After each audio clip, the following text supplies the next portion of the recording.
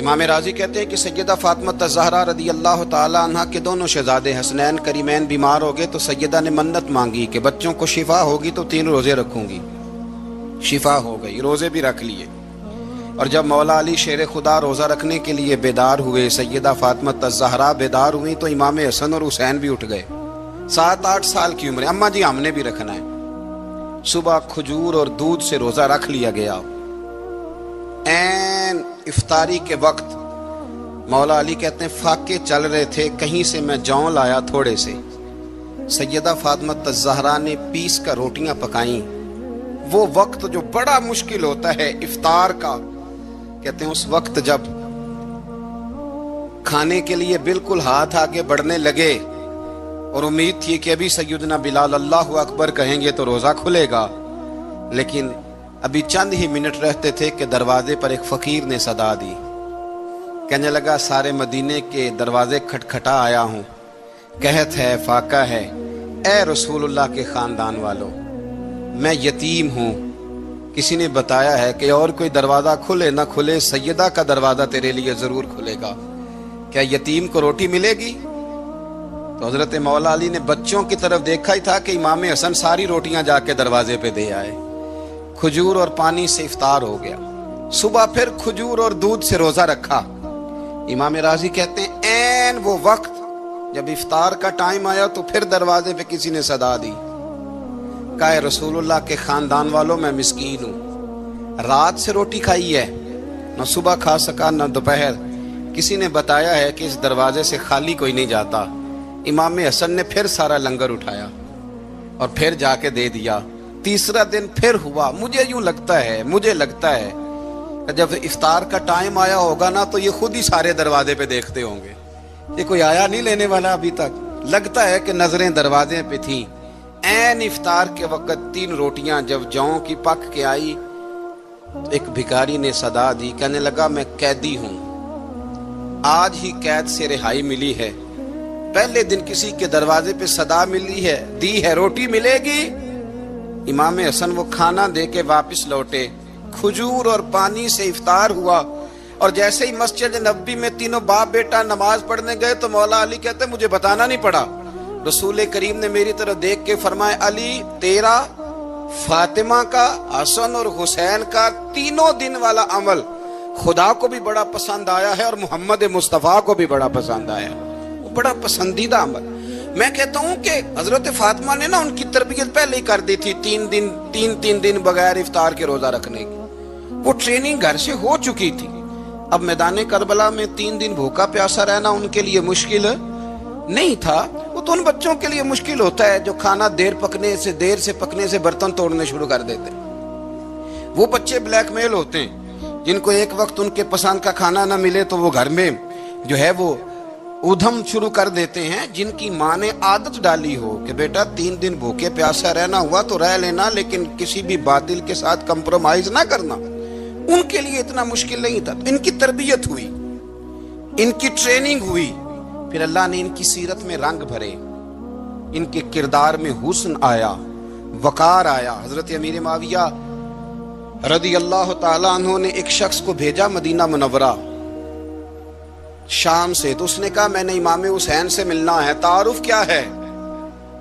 جناب امیر معاویہ فرمانے لگے مسجد نبوی میں جانا جس کے گرد لوگ سب سے زیادہ ادب سے بیٹھے ہوں اور جس کی باتیں سب سے زیادہ میٹھی ہوں اور جس کی نظریں سب سے زیادہ جھکی ہوں اور جس کے چہرے پر تمہیں سب سے زیادہ وقار نظر آئے، وہی علی کے بیٹے حسین ہوں گے۔ جو سب سے زیادہ تمہیں وہاں ماحول کے اندر جو شخص نظر آئے، پوچھنے کی ضرورت نہیں پڑے گی۔ وہ شخص کہتا میں مدینے آیا تو میں نے واقعی ایک شخص کو دیکھا، شہد کے گرد مکھیوں کا اتنا ہجوم نہیں ہوتا جتنا امام حسین کے گرد رسول اللہ کے غلاموں کا ہجوم تھا، لیکن نظریں جھکی ہوئی، باتیں میٹھی، لہجہ گداز، لفظوں میں رانائی، اور لوگ کئی باتیں پوچھتے تو علی کے صاحبزادے ایک آدھ جملہ بولتے تو لگتا یہ کہ وہ جملہ سیدھا دل میں اترتا چلا جاتا ہے۔ امام علی مقام کے کردار میں نا کچھ باتیں بڑی زیادہ تھیں، بہت زیادہ تھیں، بڑا حسن تھا۔ ایک بات تو یہ تھی امام حسین رضی اللہ تعالیٰ عنہ کا علم و فضل بڑا کمال کا تھا۔ ایک دفعہ صحابہ میں مسئلہ بن گیا کہ بچہ پیدا ہوتا ہے تو اس کا وظیفہ کیسے لگانا ہے. امام حسین کا علم و فضل بتا رہا ہوں, علم و فضل. تو بات بڑی پیچیدہ ہو گئی. حضرت عبداللہ ابن زبیر کے پاس لوگ آئے, کہنے لگے کہ آپ بڑے صاحب علم و فضل ہیں, آپ نے حضور علیہ الصلوۃ والسلام کے ساتھ وقت گزارا ہے, تو مسئلے کو حل کریں کہ بچہ پیدا ہونے کے بعد حکومت اگر وظیفہ لگائے گی تو کب لگائے گی. جب بحث طول پکڑ گئی, مسئلہ حل نہیں ہوتا تھا, تو حضرت عبداللہ ابن زبیر کہنے لگے ہم سے نہیں حل ہوگا. ایک بندہ ہے جس کے سینے میں رسول اللہ صلی اللہ تعالی علیہ وسلم کے نور نبوت کا فیضان ہے, وہ یہ مسئلہ حل کریں گے. تو کہا وہ کون سے؟ آپ فرمانے لگے جب ہم سے مسائل حل نہیں ہوتے تو ہم ان کے علم سے فائدہ اٹھاتے ہیں. کہا کون ہے؟ کہا جناب امام حسین. تو لوگ حضرت امام حسین کے پاس گئے کہ حضرت یہ ایک مسئلہ الجھ گیا ہے کہ بچہ پیدا ہو تو وظیفہ کب لگانا ہے. فرمایا الجھنے والی بات ہی کوئی نہیں, پیدا ہونے کے بعد جب وہ پہلی دفعہ آواز نکالے تو اس کا وظیفہ لگا دو. اس کا مطلب یہ ہے کہ وہ دنیا میں آ گیا ہے, اس نے اپنے آنے کا اظہار کر دیا ہے, اعلان کر دیا ہے, اب اس کا وظیفہ لگا دو. تو اس پر پھر صحابہ کا اتفاق ہو گیا. امام حسین کے علم سے, فضل سے لوگ فیض اٹھاتے تھے. پھر اس کے ساتھ ساتھ امام حسین کا ذوق عبادت بڑا شاندار تھا, بڑا زبردست ذوق. علامہ جوزی نے لکھا ہے وکان الحسین رضی اللہ تعالی عنہ فاضلا کثیر الصوم والصلاۃ والحج والصدقۃ وافعال الخیر جمیعا. آپ فرماتے ہیں کہ امام حسین زیادہ نمازیں پڑھنے والے تھے, کثرت سے سجدے کرنے والے, کثرت سے روزے رکھنے والے, زیادہ حج کرنے والے, اور امام حسین صدقہ دینے والے اور نیکی کے کاموں میں شدت کرنے والے تھے. امام حسین کا جو ذوق عبادت تھا وہ اتنا شاندار تھا کہ آپ فرض نماز کے علاوہ روزانہ 100 رکعت نماز نفل ادا فرمایا کرتے. اور امام حسین فرماتے زندگی میں کبھی ایسا نہیں ہوا کہ 3 دن گزر گئے اور حسین کا قرآن پاک ختم نہ ہوا. 25 حج کیے امام حسین نے مدینہ منورہ سے مکہ مکرمہ پیدل جا کے, 25 حج. اب تو نسبت والے لوگوں کو عبادت کی ضرورت نہیں نا, اللہ ماشاءاللہ کہتے ہیں نسبت بڑی ہے. بھئی جن کی نسبت اتنی خاص تھی کہ حضور نے فرمایا یہ فاطمہ کے نہیں میرے بیٹے ہیں, ان کا تو حال یہ ہے کہ فرض کے علاوہ 100 نفل, 3 دن سے پہلے ختم قرآن پاک, 25 حج فرمائے. تو کس نسبت کی بات کرتا ہے؟ یہ نسبتیں تو ہیں جو انسان کو عبادت کے قریب کرتی ہیں. لوگوں نے معیار ہی بدل دیا ہے. حضرت سیدنا امام حسین کی شہادت کے بعد حضرت عبداللہ ابن زبیر رضی اللہ تعالیٰ عنہ نے قاتلان حسین سے خطاب کیا اور فرمانے لگے اللہ کی قسم تم نے اس شخص کو شہید کیا ہے جو راتوں کو لمبے لمبے قیام کرتا تھا, اور تم نے اس شخص کو شہید کیا ہے جس سے میں دن میں جب بھی ملتا تھا تو وہ روزے سے ہوتا تھا. تم نے اس شخص کو شہید کیا جو قائم اللیل تھا, صائم الدہر تھا, اس شخص کو تم نے شہید کیا. آپ کو پتہ ہے کہ میدان کربلا میں جب 9 محرم کو ابن سعد نے امام حسین سے کہا کہ جنگ کرو, اگر یزید کی بیعت نہیں کرنی, تو امام حسین نے فرمایا 1 رات کی مہلت دے دو, 1 رات کی مہلت دے دو. حضرت امام زین العابدین کہتے ہیں میں نے اپنے والد گرامی سے عرض کی کہ ابا جی آپ جہاد سے دور جانے والے تو ہیں نہیں, آپ تو جہاد سے پیار کرنے والے, اور یہ بھی پتہ ہے مجھے کہ یہ جنگ اب ہو کے رہے گی, تو 1 رات کی مہلت دینے کا معنی کیا ہے؟ بھئی کل بھی لڑنا ہے اور رات بھی لڑنا ہے, تو ابا جی 1 رات کی مہلت. تو سیدنا امام حسین رضی اللہ تعالیٰ عنہ فرمانے لگے بیٹا رات کی مہلت اس لیے لی ہے کہ میں آج رات کھل کے اپنے رب کی عبادت کر لوں, میں استغفار کر لوں, میں لمبے سجدے کروں. اور کہا زین العابدین تو جانتا ہے نا کہ مجھے نماز سے, تلاوت سے, دعا سے اور استغفار سے بڑا پیار ہے. نماز سے مجھے پیار ہے, دعا سے مجھے پیار ہے, استغفار سے مجھے پیار ہے. فرمایا بیٹا میں نے اس لیے نہیں کہ میں چاہتا ہوں 1 رات اور دنیا میں رہوں. تو امام زین العابدین فرماتے ہیں امام علی مقام نے سجدے پہلے بھی بڑے کیے, پر 9-10 کی درمیانی رات جو ان کے سجدے تھے وہ میں نے کبھی نہیں دیکھے. فرماتے ہیں تیمم کے ساتھ وہ رات کی جو عبادتوں کا رنگ تھا وہ میں نے کبھی نہیں دیکھا. امام علی مقام کا عبادت کا ذوق تھا, شوق تھا, لذت تھی. آپ یقین کریں ایسے ایسے عجیب بہانے ہم لوگوں کہتے ہیں میرا نماز میں دل نہیں لگتا, تو میں کہتا ہوں تیرا گپ شپ میں کس طرح لگتا ہے؟ تیرا موبائل پہ کیسے لگتا ہے بھائی؟ یہ تو بھائی ذوق کی بات ہے۔ امام حسین کہتے ہیں مجھے قرآن پاک سے پیار ہے، مجھے تلاوت سے پیار ہے، مجھے دعا سے پیار ہے، مجھے استغفار سے پیار۔ بھائی جس کو جس چیز سے پیار ہوگا دل لگ جائے گا۔ ہم نے کبھی پیار کیا ہی نہیں اس سے، جن چیزوں سے پیار ہے وہاں دل لگ جاتا ہے۔ یہ ایک بہانہ ہے، ورنہ کثرت سے عبادت کرنا، ذوق پیدا کرنا، یہ تو اہل اللہ کا طریقہ ہے۔ والذین یبیتون لربہم سجدا وقیاما، رب کے بندوں کی علامت یہ ہے کہ وہ راتیں سجدے اور قیام میں گزار دیتے ہیں۔ تو امام حسین کی سیرت کا کمال ہے کہ ذوق عبادت رکھتے تھے۔ دوسری بات جو امام علی مقام کی سیرت میں بڑی شاندار ہے وہ یہ ہے کہ سخی بڑے تھے۔ ایک قول سنانا ہے آپ کو امام حسین کا، اور خواہش میری یہ ہے کہ میرے حاضرین اور ناظرین اس قول کو رٹا لگا کے یاد کریں، اس قول کو انشاءاللہ۔ یہ قول جو امام حسین کا ہے نا جی، یہ جس دن مجھے ملا تھا نا تو میں نے بھی رٹا لگا کے یاد کیا تھا، اور میرے پاس جتنی ڈائریاں ہیں شاید میں نے سب میں لکھا ہے۔ امام علی مقام رضی اللہ تعالیٰ عنہ فرماتے تھے اللہ کی رضا کے لیے کسی شخص کی ایک حاجت پوری کر دینا 1 مہینہ مسجد میں اعتکاف کرنے سے زیادہ درجہ رکھتا ہے۔ ایک بندے کی ایک حاجت پوری کر دینا 1 مہینہ پورا مسجد میں اعتکاف کرنے سے زیادہ درجہ رکھتا ہے۔ خدا کے بندے تو ہیں ہزاروں اور بنوں میں پھرتے ہیں مارے مارے، میں اس کا بندہ بنوں گا جس کو خدا کے بندوں سے پیار ہوگا۔ کسی بندے کی ایک حاجت پوری کرنا 1 مہینہ اعتکاف میں بیٹھنے سے زیادہ افضل ہے۔ اسی لیے تو میرے حبیب کریم علیہ السلام نے فرمایا تو رب کے بندوں کی حاجتیں پوری کرنے میں لگ جا، رب تیری حاجتیں پوری فرما دے گا۔ امام علی مقام فرماتے تھے ایک حاجت کسی کی پوری کرو۔ حضرت جناب سیدہ زینب بنت ابی رافع کہتی ہیں کہ سیدہ فاطمہ الزہرا ایک دن اپنے دونوں شہزادوں کو لے کے، جب حضور کی طبیعت مبارک بظاہر علیل تھی جس میں حضور کا وصال ہوا، دونوں شہزادے لے کے سیدہ فاطمہ نبی کریم کی بارگاہ میں گئی، کہنے لگی یا رسول اللہ میرے بچوں کو کچھ دیجئے سیدہ پاک۔ تو حضور اٹھ کے بیٹھ گئے، اس کندھے سے امام حسن کو لگایا اور اس سے امام حسین کو لگایا اور فرمایا فاطمہ یہ جو میرا حسن ہے نا اس کو میں اپنی ہیبت اور سرداری دیتا ہوں، اور فرمایا یہ جو میرا حسین ہے نا حسین کو میں اپنی جرت اور سخاوت دیتا ہوں۔ میرا حسین جرت مند ہوگا اور سخی ہوگا۔ داتا گانج بخش علی حجویری، امام الاولیاء، سید الاسفیاء، داتا صاحب کشف المعجوب میں فرماتے ہیں ایک دن نا امام حسین کے پاس ایک شخص آیا بڑی دور سے کچھ مانگنے کا، حضور کچھ دیجئے۔ وہ شخص کہتا ہے کہ میرا ظرف یہ تھا کہ 4-5 دینار ملیں گے۔ تو امام حسین فرمانے لگے تھوڑی دیر بیٹھ جا، رزق آ رہا ہے۔ تو امام حسین کو حکومت وقت کی طرف سے نا 5 تھیلیاں ملی جس میں ایک تھیلی میں 500 اشرفیاں تھیں۔ 5 تھیلیاں آئیں، لیکن اس کو آنے میں نا ذرا دیر ہو گئی۔ وہ 5 تھیلیاں جب آئی نا تو امام حسین اس کی طرف 5 تھیلیاں بڑھا کے نا، ذرا دیکھنا میری طرف غور سے، 5 تھیلیاں بڑھا کے نا تو فرمانے لگے میاں جتنا تجھے انتظار کرایا نا اتنی ہم تیری حاجت پوری نہیں کر سکے۔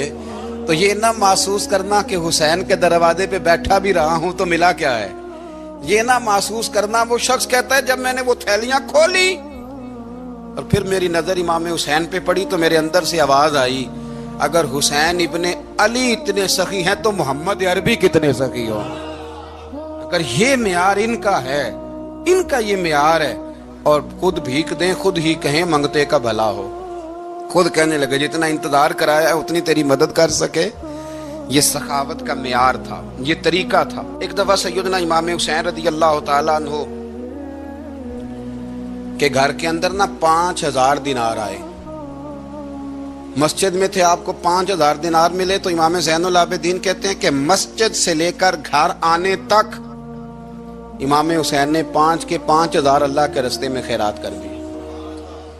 فرماتے میں نے کہا ابا جی 5 دینار کی گھر میں ضرورت تھی، مالاں والے سخی نہیں ہوندے تے سخیاں کل مال نہیں ہوندا، ایتھے اوتھے دوویں جہانی سخی کنگال نہیں ہوندا۔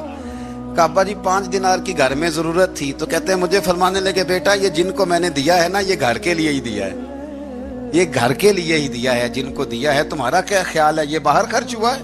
یہ گھر کے لیے ہی ہے۔ اس لیے کہ جب انسان دوسروں پر شفقت کرتا ہے تو اللہ اس کے گھر پہ رحمت فرماتا ہے۔ امام حسین کے مزاج میں پہلی بات میں نے ذوق عبادت کی عرض کی، دوسری بات عرض کر رہا ہوں کہ صحابہ حضرت اسامہ بن زید بڑے پیارے ہیں میرے نبی کریم کے، بڑے پیارے۔ حضرت اسامہ بن زید کے بارے میں سیدہ عائشہ صدیقہ فرماتی ہیں ان کے ناک سے اگر ریٹھ نکلتی تھی تو اللہ کے رسول اپنے دستے مبارک سے صاف کر دیتے تھے، اور سرکار فرماتے تھے کہ اگر اسامہ لڑکی ہوتا نا، ان کے غلام کے بیٹے تھے حضرت زید بن عمرو، اگر یہ لڑکی ہوتا میں اسے زیور پہناتا۔ بڑے پیارے تھے، لیکن جب ان کا آخری وقت آیا نا تو 60,000 دینار کا قرضہ تھا، رشتہ داروں سے کہا، دوستوں سے کہا، یاروں سے کہا، پر قرض ادا نہیں ہو رہا تھا۔ حضرت اسامہ بن زید کہتے ہیں بڑا پریشان تھا۔ جب حد ہو گئی نا تو حضرت اسامہ بن زید فرمانے لگے جاؤ کوئی حسین ابن علی کو خبر کرو، ان سے کہو میں نا غلام ہوں آپ کے نانا کا، مقروض دنیا سے چلا گیا تو کیا بنے گا۔ امام حسین کو خبر ملی تو دوڑے آئے۔ لاجپال اس پیر کو نہیں کہتے جو تگڑا نذرانہ لے کے تو ماتھا چوم لے، لاجپال تو اس کو کہتے ہیں کہ جب ضرورت پڑے تو وہ سر پہ موجود ہو۔ حضرت سیدنا امام حسین تشریف لائے تو جناب اسامہ بن زید رو پڑے، کہنے لگے حضور میں نے نا غلامی کی ہے آپ کے نانا کی، اور اس غلامی پہ ناز ہے، اب 60,000 دینار کا قرضہ لے کے دنیا سے جاؤں گا تو میری قبر پہ بوجھ رہے گا۔ امام حسین خادم کو بھی کہہ سکتے تھے جاؤ گھر پیسے پڑے ہیں لے آؤ، امام حسین خود گئے، چادر اوڑھ کے تو اس کی اوٹ میں بکل میں 60,000 دینار چھپا کے لائے، اور جناب اسامہ بن زید کے سامنے رکھ کے کہنے لگے اسامہ یار پیسے رات کو ہی آئے تھے، میں سوچ رہا تھا مجھے تو ضرورت نہیں، اللہ نے کس کا نصیب میرے گھر میں بھیج دیا، مجھے تو حاجت ہی نہیں تھی، اب پتہ چلا پیسے تیرے تھے، اللہ نے حسین کی ڈیوٹی لگائی ہے کہ جا کے دے آ۔ حضرت اسامہ بن زید رو پڑے، فرمانے لگے اللہ آپ کو بہترین صلہ عطا فرمائے، یہ معیار تھا۔ اور پھر تیسری بات یہ کہ دل کے بڑے صاف تھے، دل بدستاور کے حج اکبر است، از ہزاراں کعبہ یک دل بہتر است۔ شیخ سعدی کہتے ہیں کہ درویش کہتے ہیں کہ کسی کا دل رکھ لینا نا، دل راضی کر دینا، کعبے کا 1000 بار حج کرنے سے بہتر ہے۔ دل بدستاور کے حج اکبر است، کسی کا دل راضی کرنا حج اکبر ہے۔ امام بڑا ہی پیار کرتے تھے، گھوڑے پہ جا رہے تھے، کچھ فقیر غریب لوگ بیٹھ کے روٹی کھا رہے تھے، کہاں رہے تھے؟ سڑک کے کنارے۔ تو امام زین العابدین فرماتے ہیں کہ جب امام حسین گزرے تو انہوں نے آواز دی حضور دل کرتا ہے ہمارے ساتھ بیٹھ کے روٹی کھائیں۔ کائنات کے مالک و مختار کے نواسے اور دنیا کے سب سے بڑے شہزادے گھوڑے سے اترے اور غریبوں کے ساتھ سڑک پہ بیٹھ گئے، روٹی کھانے لگے اور دیر تک کھاتے رہے، اور جب فارغ ہو گئے تو فرمانے لگے کھانے کی ضرورت بھی نہیں تھی، حاجت بھی نہیں تھی، پر تم نے آواز دی تو دل رکھنے کو بیٹھ گیا تھا، اگر اجازت دے تو چلا جاؤں۔ یہ مزاج تھا، یہ طبیعت تھی۔ آپ کے ایک بھائی ہیں چھوٹے، حضرت محمد بن حنفیہ نام ہے، حضرت مولا علی شیر خدا رضی اللہ تعالیٰ عنہ کی دوسری بیوی سے۔ ایک دن حضرت امام حسین ان کے گھر میں بیٹھے تھے تو کسی بات میں نا اختلاف رائے ہو گیا، تو امام علی مقام ناراض ہو گئے، فرمایا آج کے بعد تیرے گھر نہیں آؤں گا، رومال اٹھایا چلے گئے۔ لوگوں نے حضرت محمد بن حنفیہ رضی اللہ تعالیٰ عنہ سے کہا حسین تو ناراض ہو گئے، کبھی نہیں آئیں گے۔ آپ فرمانے لگے بھائی تمہارا ہے کہ میرا؟ جی بھائی تو آپ کے ہیں۔ فرمایا اگر کہو تو چند منٹوں میں حسین واپس آئے۔ جناب ناراضگی ہو گئی ہے۔ فرمایا ناراضگی ہوئی ہے پر میں اس کے دل کی نرمی کو تو جانتا ہوں نا، اس کے مزاج کے اندر جو محبت ہے اس سے تو ابھی آئے۔ کہ جناب وہ کیسے؟ فرمانے لگے دیکھنا ذرا۔ تو امام حسین نے خط لکھا، حضرت محمد بن حنفیہ نے رکا لکھا، کہنے لگے حسین میرے باپ کا نام بھی علی ہے اور آپ کے باپ کا نام بھی علی ہے، پر ایک فضیلت ایسی ہے جس میں میں آپ کا مقابلہ نہیں کر سکتا، وہ یہ ہے کہ آپ سیدہ فاطمہ الزہرا کے لال ہیں، اب محمد مصطفیٰ علیہ السلام کے نواسے ہیں۔ کہنے لگے بھائی جان آپ نے نانا جان کی وہ حدیث تو سنی ہوگی کہ دو لوگ ناراض ہو جائیں تو جو صلح پہلے کرے جنت میں پہلے جائے گا۔ فرمانے لگے دل میرا کر رہا تھا کہ پہلے صلح کر لوں، لیکن پھر بڑے بھائی کو پشت کروں گا جنت میں جاتے ہوئے، یہ بھی تو بے ادبی ہے نا. اب خط میں نے لکھ دیا ہے, آپ کا جو ارادہ ہو. امام حسین نے خط پڑھا تو آنکھوں میں آنسو آ گئے. پھر سے رومال اٹھایا. بچے پوچھنے لگے کہاں جا رہے ہیں؟ کہا بھائی کے گھر جا رہا ہوں. کہا آپ تو ناراض تھے. فرمایا تھا ناراض, پر ہے تو میرا بھائی نا. ہو گئی بات ختم. بڑی دل میں نرمی, طبیعت میں سوز, لہجے میں گداز. لیکن اس کے ساتھ ساتھ امام حسین رضی اللہ تعالیٰ عنہ کا جذبہ جہاد, امام حسین کی استقامت. آج لوگ ادھر ہوتے ہیں جس طرف ہوا کا رخ ہوتا ہے. آج لوگوں کی سوچوں کا زاویہ یہ ہے کہ جدھر رش زیادہ ہوگا ہم بھی ادھر جائیں گے. ہم یہ نہیں دیکھتے حق کس طرف ہے, ہم یہ دیکھتے ہیں رش کس طرف ہے. امام حسین رضی اللہ تعالیٰ عنہ نے رش نہیں دیکھا, حق دیکھا. امام حسین رضی اللہ تعالیٰ عنہ استقامت کے وہ پہاڑ ہیں, معمولی آدمی نہیں تھے. فرزق شاعر کہتا ہے کہ میں نے امام حسین سے کہا تھا, میں نے کہا لوگوں کی تلواریں یزید کے ساتھ ہیں پر دل آپ کے ساتھ ہیں, دل آپ کے ساتھ ہیں. امام حسین رضی اللہ تعالیٰ عنہ نے زمانے کے حالات نہیں دیکھے, حق اور سچ دیکھا. جتنی چیزیں انسان کو کمزور کر سکتی ہیں وہ ساری امام حسین پہ طاری کی گئیں. جتنی چیزیں. وطن چھوڑنا کتنا کو مشکل ہوتا ہے. شالا پردیسی کوئی بھی نہ تھی وے تے ککھ جنہ تو پارے. حضرت سلطان باؤ فرماتے ہیں بچو, پردیسی ہونا کوئی آسان ہے؟ جس آدمی کا کسی چھوٹے سے گاؤں میں بھی مکان ہو, چھوڑنا پڑ جائے تو روٹا ہے. تو مجھے بتاؤ جس نے اپنا سارا بچپن مدینے میں گزارا ہو. آج جو ایک ہفتہ مدینے رہ کے آتے ہیں ان سے واپس نکلنا مشکل ہوتا ہے. لیکن امام حسین حق کا رستہ تھا, وطن کی قربانی دی, اور معمولی وطن نہیں, مدینے جیسا وطن. اور جب کھڑے تھے نا امام حسین رضی اللہ تعالیٰ عنہ رجب میں نکل رہے تھے مدینے سے, تو کوئی شاعر کہتا ہے دور کھڑے ہو کہ انہوں نے گویا کہا تھا آقا تیرے کرم کے خزینے کی خیر ہو, میں جا رہا ہوں تیرے مدینے کی خیر ہو. امام حسین نے وطن چھوڑا, کوئی لغزش نہیں پیروں میں, کوئی نہیں. شہزادوں والی زندگی تھی. مسجد نبوی کے امام تھے. نبی کریم علیہ السلام کے روضہ اطہر پر تشریف رکھتے تھے. زمانہ حیا کرتا تھا, شان و شوکت تھی, پر حق کے لیے چھوڑا. نکل کر خانقاہوں سے ادا کر رسم شبیری. اور پھر بڑا مشکل ہوتا ہے. جس شخص کے ساتھ بچے اور عورتیں ہوں وہ تو یہ کہہ کے لڑائی سے جان چھڑاتا ہے کہ میرے ساتھ فیملی ہے, نہ ہوتی تو تجھے بتاتا. پر امام حسین کو اولاد بھی کمزور نہیں کر سکی, عورتوں کا ساتھ ہونا کمزور نہیں کر سکا. پھر امام علی مکہ بھوک کتنا مشکل کام ہے. آج لوگ کہہ نہیں دیتے کہ میں تو اس لیے گناہ کرتا ہوں کہ رشوت اس لیے لے لیتا ہوں کہ بچے چھوٹے ہیں. 10 دنوں کی کم و بیش سفر, 3 دنوں کی بھوک اور پیاس, پر حق کے رستے میں امام حسین کو کوئی چیز کمزور نہیں کر سکی. اور پھر وہ جتنی باتیں لوگ کہہ سکتے تھے وہ ساری کہیں گئیں, ساری. اور آ کے عرض کرنے لگا حضور یہ کوئی معمولی دشمن نہیں, یہ وہ ظالم ہیں جو لاشوں پہ بھی گھوڑے دوڑا دیتے ہیں. تو امام علی مقام فرمانے لگے جو شہادت کا جذبہ لے کے نکلے وہ پھر انجام نہیں دیکھا کرتا.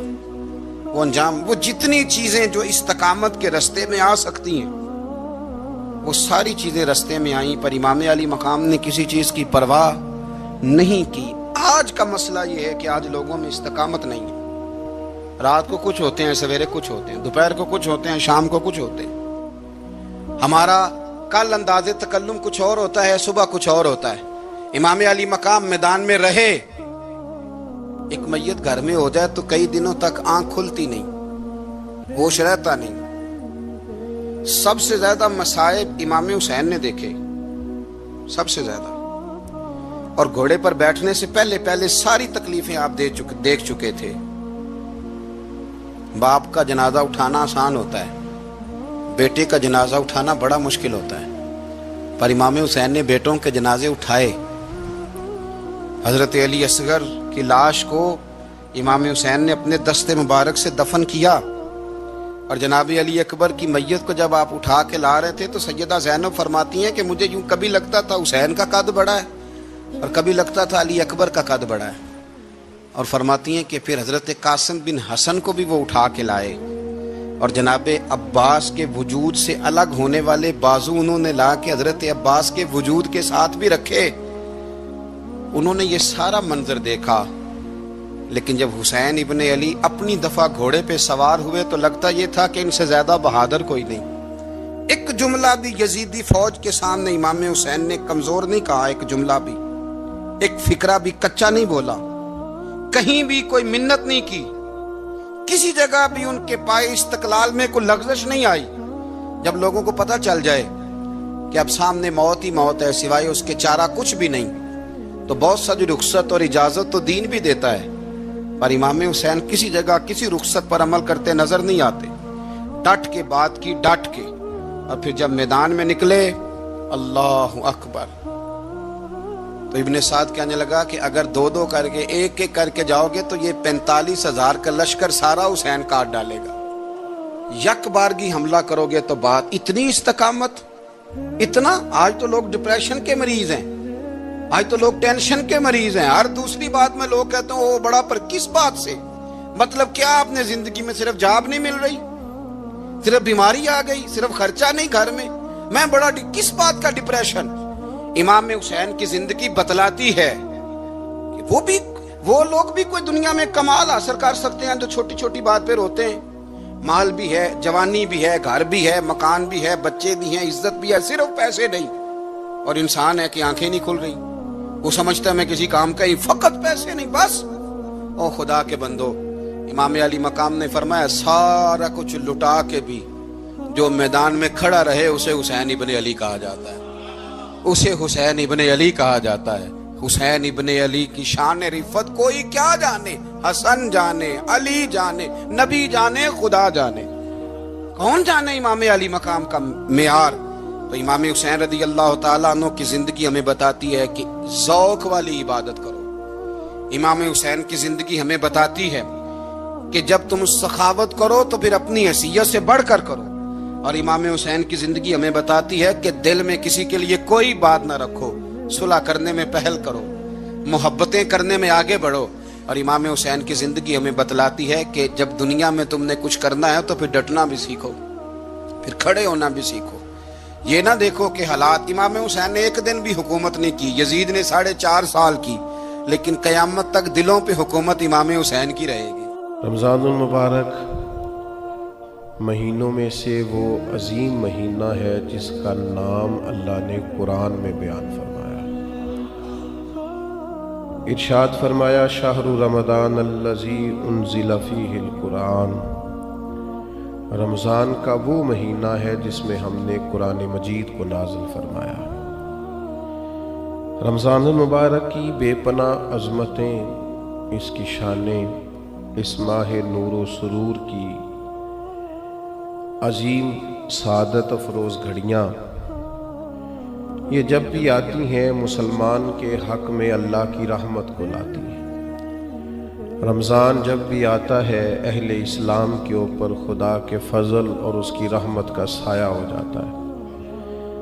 اہل ایمان اس ماہ مبارک میں اپنے دل میں خاص نرمی، نیکی کا خاص جذبہ، اخوت، بھائی چارہ اور غم خاری کے خاص جذبات اپنے دل اور روح میں محسوس کرتے ہیں. عزیز دوستو، کچھ چیزیں بڑی غیر معمولی ہوتی ہیں، ان کی بہت زیادہ شان ہوتی ہے. کئی بار بھی ان باتوں کو سنیں اور 1000 بات بھی ان باتوں کو پڑھیں، 20 لوگوں کے مختلف انداز گفتگو سے بھی ان باتوں کو سنیں تو پھر بھی وہ شانیں ایسے لگتا ہے کہ نامکمل ہی رہ گئے. رمضان المبارک اتنی عظمت والا ماہ مبارک ہے کہ اس کا تذکرہ اللہ کے قرآن نے بھی کیا ہے اور حضور علیہ السلام نے بھی جا بجا ذکر فرمایا. اچھا، اس کے کچھ نام میں آپ کی خدمت میں پہلے عرض کرتا ہوں. ایک تو اس کا نام قرآن نے بیان کیا شہر رمضان، رمضان کا مہینہ. پھر اس ماہ مبارک کو کچھ ناموں سے نبی پاک صلی اللہ علیہ وسلم نے یاد فرمایا. یہ مشکات شریف میں حدیث موجود ہے. हुजूर अलैहिस्सलाम ने इस माह मुबारक का नाम लिया तो एक लफ्ज़, एक जुमला हुजूर ने ये फरमाया कि शाहरुन अजीम, ये हुजूर ने बयान फरमाया अजमत वाला महीना, अजीम महीना। यानी किसी को कोई शख्स कहता है ये अजीम आलिम दीन है, ये अजीम हाफिज कुरान है, ये अजीम समाजी शख्सियत है, ये अजीम लीडर है, और जिसको हुजूर अजीम फरमाए, जिसको नबी करीम अलैहिस्सलाम कहें, सरकार फरमाए, मेरे नबी रहमत अलैहिस्सलाम फरमाए कि माह मुबारक जो रमज़ान है शहरुन अजीम, ये बड़ा अजीम महीना है।